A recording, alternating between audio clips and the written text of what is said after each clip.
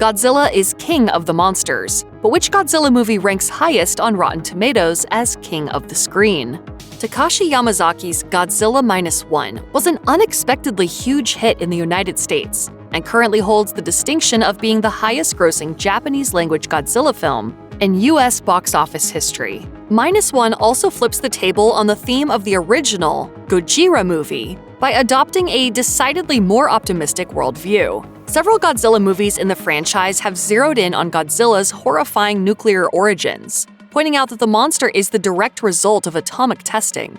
Humans were only able to destroy Godzilla in Ishiro Honda's 1954 film, Gojira, by creating a new weapon even more devastating than the atomic bomb. That film is sad and dour and pessimistic. In contrast, Godzilla -1 is about how ingenuity and redemption are qualities still possible after World War II, and that humans needn't be hopeless or obsessed with death. It's okay, -1 argues, to let go of the violence. -1, however, is the 38th film in the franchise, and Godzilla has experienced a lot of highs and lows since 1954. Indeed, Godzilla is currently in its fourth era, and has gone through at least 8 or 9 unique continuities or more, depending on how one interprets the interconnectivity in the Millennium Era. From 1984 through 1995, Godzilla went through the Heisei Era, a rebooted continuity that began with the return of Godzilla, released as Godzilla 1985 in the United States.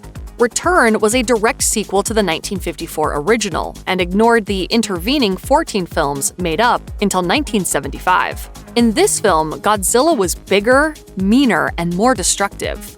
The Heisei Era also rewrote Godzilla's origin and concluded spectacularly, with the only Godzilla film to have a 100% approval rating on Rotten Tomatoes, Godzilla vs. Destoroyah. Of course, it's worth noting that Godzilla -1 currently has a Rotten Tomatoes approval rating of 98%, a number which is extrapolated on 171 submitted reviews. Only 4 critics submitted rotten reviews of -1. Meanwhile, Godzilla vs. Destoroyah may have a 100% approval rating, but that number is based on only 6 reviews. Despite the technicality, though, Destoroyah still holds the highest Rotten Tomatoes rating. No one has yet been passionate enough to write a scathing counterpoint to any of the posted reviews. One can argue all day as to which Godzilla movie is the best, but Destoroyah has a legitimate claim to that title. It possesses the raucous, destructive spirit of the late 60s Godzilla films, but also a sense of operatic grandeur, which is appropriate given that Destoroyah was intended to be a farewell. The story is epic.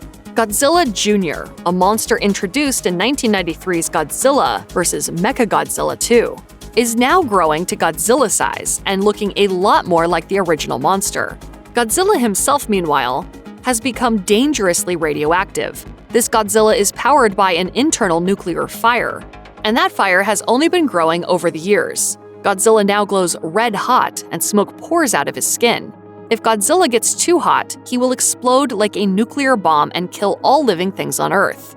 Humans attempt to use a weaponized airship called the Super X-3, which has been equipped with, essentially, a freeze ray. The Super X-3 is able to slow Godzilla, but his nuclear fire continues to burn.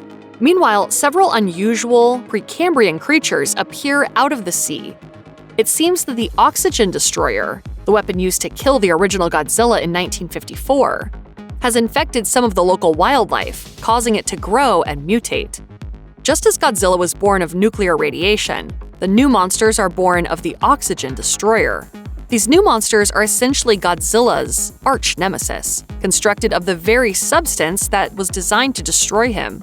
As the film progresses, the monsters get bigger and begin to combine until they form a massive winged bipedal bug called Destoroyah.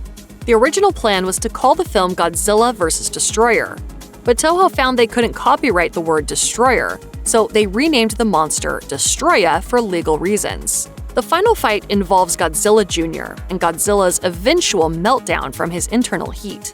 Godzilla is not killed by a rival, but destroyed from within. It's implied, however, that Godzilla Jr. will merely take the original Godzilla's place, allowing the legacy of destruction to continue.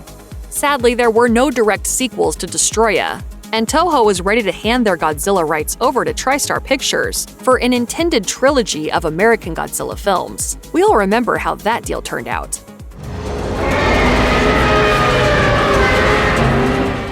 Toho would instead make a trilogy of Power Rangers-like, kid-friendly Mothra films that are great for young children. When the 1998 American Godzilla tanked, Toho brought back the G-Man with Godzilla 2000, the first of the 6 film Millennium era. That era ended in 2004. There have been 11 Godzilla films since, if one counts Kong Skull Island. As for what's next for the Big G, there's Godzilla x Kong, The New Empire, and presumably some sort of follow-up to Godzilla -1, considering how successful it's performed in Japan and overseas.